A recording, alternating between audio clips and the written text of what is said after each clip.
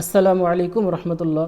সম্মানিত দর্শক শ্রোতা, বহুত নৌজওয়ান ভাইরা স্বপ্নে দুষে আসক্ত। এই স্বপ্নে দুষ থেকে আপনারা কীভাবে বাঁচবেন, হজরত আশরাফ আলী থানভী রহমতুল্লাহি আলাই উনি একটি চমৎকার নুস্খা দিয়েছেন।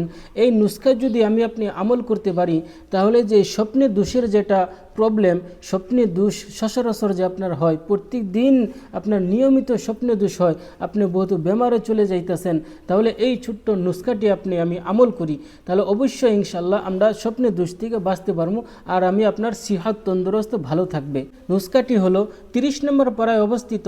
আপনি এই সূরাটি পড়ে রাত্র আপনি শুবেন, ইনশাল্লাহ ওই রাত থেকে আপনার স্বপ্ন দুষ হওয়া বন্ধ হয়ে যাবে। অথবা আপনি যদি ওই সূরাটি না পড়তে পারেন, তাহলে কোনো হুজুর দ্বারা আপনি ওই সূরাটি লিখবেন।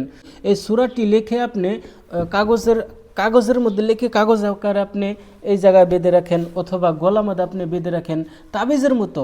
কাগজের মধ্যে ওই সূরাটি লিখে ওই সূরাটি আপনি তাবিজের মতো রাত্র শুইতে যে যাবেন, আপনি ওই সূরাটি আপনি সুন্দর করে কাগজে লিখবেন, অথবা কোনো হুজুর দ্বারা লিখবেন। আপনি যদি পড়তে পারেন আলহামদুলিল্লাহ, না পড়তে পারলে এইটা সমস্যা হল আমি সমাধান দিচ্ছি।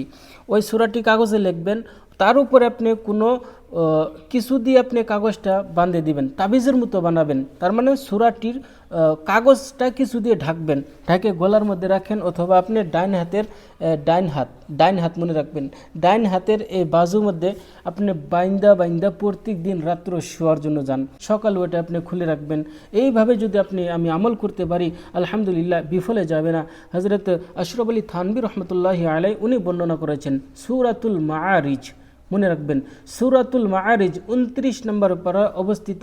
এই সূরাটি কোরআনের মধ্যে 70 নম্বর সূরা, 29 নম্বর পারায় অবস্থিত সূরাতুল মাআরিজ।